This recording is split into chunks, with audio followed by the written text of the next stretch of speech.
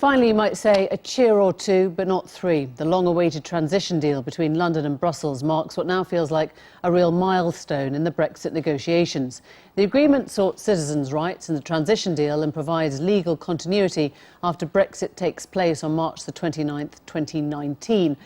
But it came only after painful compromises and a debate that pitted business calls for certainty against Brexiteer demands for sovereignty. Britain's now set to wait until at least 2021 to take control of laws, immigration and money. In return, businesses in the UK and the EU are given strong assurances that an abrupt cliff edge will be avoided next year.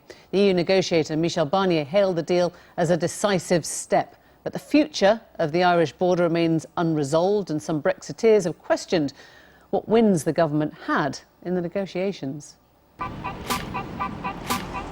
We've waited a long time, but now at last we know the flavour of the first stages of Brexit.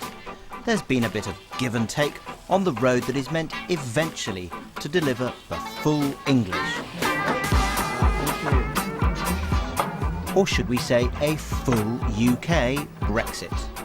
So finally we have something to chew over. Now today was about the steps we will take next year when we leave the EU, but before we fully relinquish our legal ties with Brussels. And there are signs of some cheeky continental interlopers sneaking onto our plate.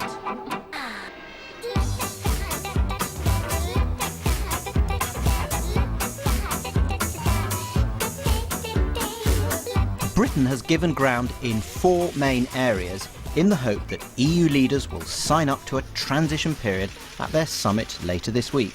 Not quite perhaps the full English Brexit supporters had hoped for. Britain has agreed that the rights of EU citizens will continue to be guaranteed during the transition. That transition will end on the last day of 2020, slightly earlier than the UK had hoped. The UK will still be bound by EU fishing rules until then, though the UK will be consulted. And Britain will stand by a backstop agreement from last December on Northern Ireland if no overall deal is reached. Downing Street points out that there are wins. The UK will be free to negotiate and sign trade deals around the world during the transition. A special committee will make sure that both sides act in good faith during that period. And Theresa May can say that the UK will gain full control of its borders, money and courts at the end of 2020. We're able this morning to agree, and after all those days and nights of hard work, on a large part of what will make up an international agreement for the ordered withdrawal of the United Kingdom. And there is a lot of work still to be done on important subjects, including Ireland and Northern Ireland. Our teams have worked hard and at pace to secure the terms of a time-limited implementation period that gives the certainty demanded by businesses and citizens across the European Union and United Kingdom. But the 13-strong contingent of Scottish Tory MPs are unhappy that the UK will not have control of its waters during the transition. I don't think anyone should be under any illusion that we can try and sell this as better than expected. It could have been a lot worse, you know, take your medicine and go away. I use the phrase, whether you agree with it or not, it would be easier to get someone to drink a pint of cold sick than try and sell this as a good deal for our fishermen. And it's clear from the reaction from fishermen in Murray fishing communities that they don't think this is a good deal, and they agree with me on that point. At the end of this year, when the 2019 quotas are an agreement, the UK will still be at the table. At the end of 2020, we will be there as a third country, so full control of our waters. And the question is what happens in the middle year, just for 12 months, where I understand we would not be actually in the December Council, but there's a process by which we would be able to feed into that. So I'm sure everyone will be looking at what are the sort of extra protections we've got for that 1 year. So it's not quite the full English, though a considerable amount of work has gone into this. It'll be just under 3 years before we can see what the full UK Brexit really looks like.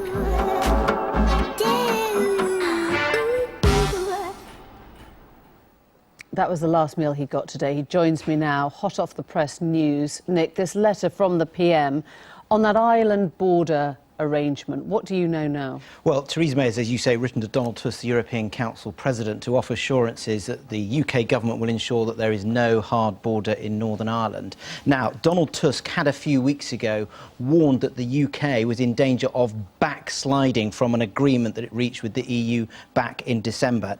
The Prime Minister has said this evening that the UK is committed to that agreement in its entirety. So what does that mean? It means that the UK will, as it said in December, maintain full alignment with the rules on the single market and the customs union, which support north-south cooperation.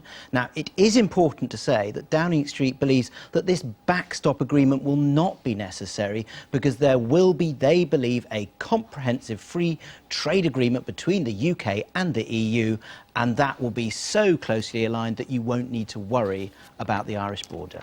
And what about this row over fisheries then? Where does that go? Well, as I was saying, Scottish Conservative MPs are very, very angry that the UK will not have control over its waters during the transition. So this evening, they met the Conservative Chief Whip, Julian Smith, and the Environment Secretary, Michael Gove. I'm told it was an emotional, a highly charged meeting, and there were passionate views. There's frustration that they weren't told. There's frustration and anger that they were bounced into us. But what they've agreed is that they cannot change what is agreed in the transition on fishing, because it's in green, which means that it cannot be changed. But they're saying there must be very, very strong language on fisheries for when the UK definitively leaves the European Union.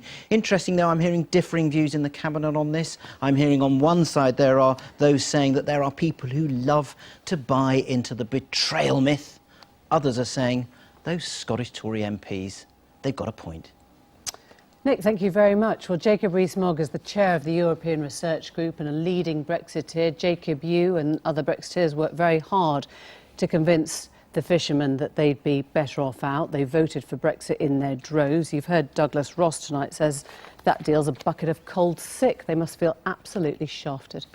Well, the Secretary of State for the relevant department said about 10 days ago that the UK would leave the common fisheries policy in 2019. I don't know what has happened in this very short period. It is deeply unsatisfactory. You admit that that's gone badly wrong for the fishermen. It's not for me to admit. I don't like this report at all. I make no bones about it. I think this transition agreement is a very unsatisfactory agreement, not just on fish.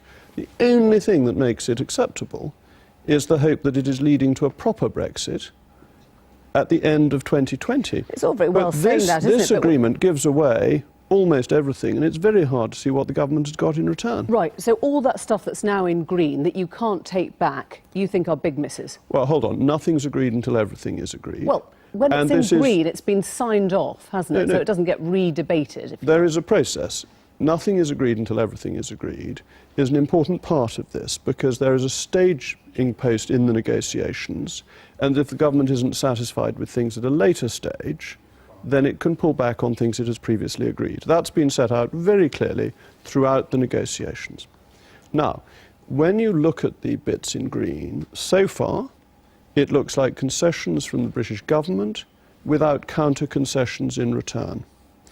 So that's all you see, is it? That is all I see. The UK giving up ground and getting nothing back. Somebody said to me the government had rolled over but had not even had its tummy tickled. Now, the question then is, what is the end state?